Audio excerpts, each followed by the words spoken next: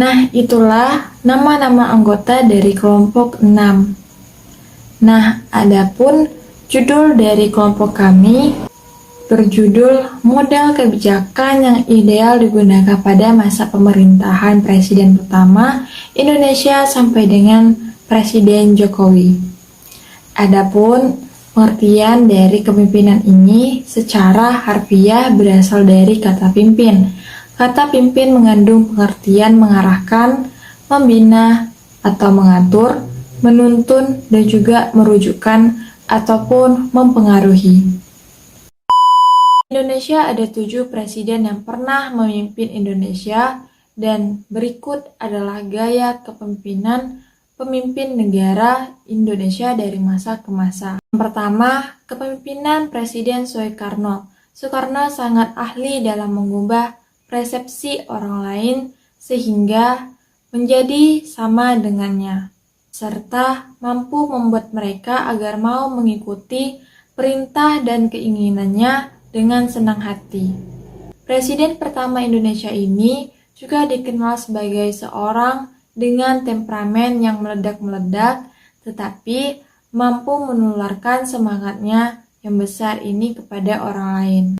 Nah, kepemimpinan Soekarno ini juga memiliki prestasi untuk Indonesia, yaitu semangat revolusi yang membuahkan kemerdekaan, keberhasilan pertama yang tidak akan pernah dilupakan dari Soekarno.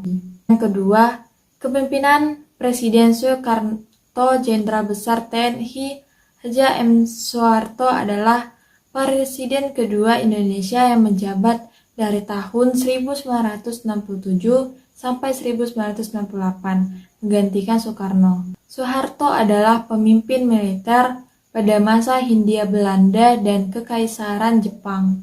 Ia merupakan orang terlama yang menjabat sebagai Presiden Indonesia. Soeharto juga merupakan sosok yang kontroversi karena membatasi kebebasan warga negara Indonesia, keturunan Tionghoa, menduduki Timur-Timur, pemaksaan asas tunggal Pancasila di berbagai bidang, dan disebut sebagai salah satu rezim paling korup dalam sejarah dunia modern. 3. Kepemimpinan Presiden B.J. Habibie. Kepemimpinan yang berhasil meniscayakan adanya kemampuan untuk mewujudkan suatu visi atau teori yang menjadi realitas. B.J. Habibie meninggalkan begitu banyak jejak kepemimpinan. B.J. Habibie merupakan manusia pertama bukan hanya di Indonesia, melainkan juga di dunia, yang mampu memperlihatkan cara menghitung gejala perambatan retakan sayap pesawat terbang secara acak atau dikenal dengan istilah Craig propagation on random hingga ke atom-atomnya. Pencapaiannya itu membuat Habibie mendapat sebutan istimewa sebagai Mr. Craig. Bukan hanya itu, di dunia ilmu pengetahuan dan teknologi, para ahli di Dirgantara juga mengenal B.J. Habibie yang melahirkan sejumlah teori terkait dengan pengembangan teknologi canggih di bidang tersebut. Banyak pula jejak kepemimpinan yang telah ditinggalkan. Keempat, kepemimpinan Presiden Abdurrahman Wahid. Abdurrahman Wahid adalah tokoh Muslim Indonesia dan pemimpin politik yang menjadi Presiden Indonesia yang keempat dari tahun 1999 hingga 2001. Kepemimpinan Gus Dur bergaya karismatik transformasional yang dimana saat mengambil keputusan, Gus Dur menonjolkan sikap karismatik yang dimiliki tetapi tanpa adanya kekerasan dan tekanan militer. Kelebihan gaya kepemimpinan Gus Dur yang pertama, meliburkan siswa pada saat bulan Ramadan, yang kedua, menjadikan hari Imlek dan memperbolehkan bahasa Tionghoa, yang ketiga, menyelesaikan berbagai masalah konflik di Indonesia, yang keempat, kekurangan gaya kepemimpinan Gus Dur. Yang kelima, Megawati. Megawati merupakan seorang yang tenang dengan kepribadian cenderung tertutup, akan tetapi memiliki karakter dan wibawa yang kuat sebagai seorang pemimpin. Hal tersebut dapat dilihat dari kecermatannya untuk memahami berbagai konflik atau krisis yang terjadi dan kegigihannya dalam menekankan pemahaman anti kekerasan. Nah, selanjutnya adalah kepemimpinan Presiden Susilo Bambang Yudhoyono. Nah, Susilo Bambang Yudhoyono itu memiliki kepemimpinan yang sesuai dengan era demokrasi.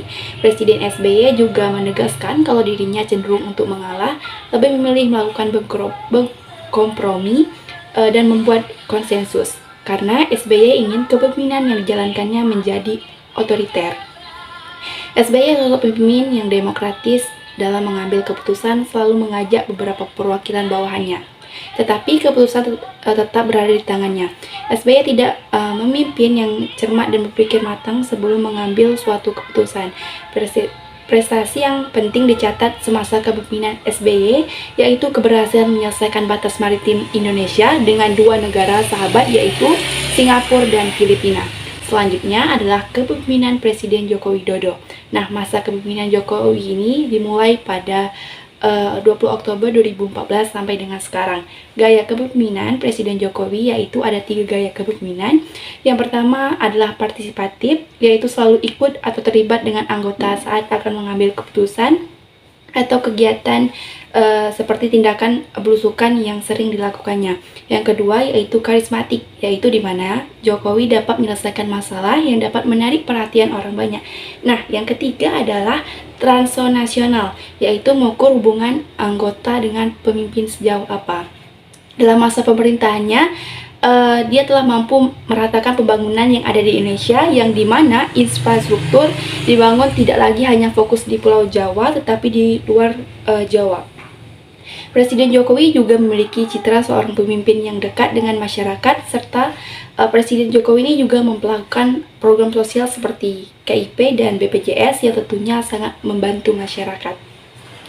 Nah, itu adalah identifikasi dan analisis gaya kepemimpinan Presiden Indonesia yang memiliki gaya dalam memimpin yang berbeda dan juga hasil kerja yang berbeda. Nah, bagaimana gaya kepemimpinan Presiden yang pernah memimpin di Indonesia tentu sangat membawa pengaruh pada negara dan masyarakat Indonesia.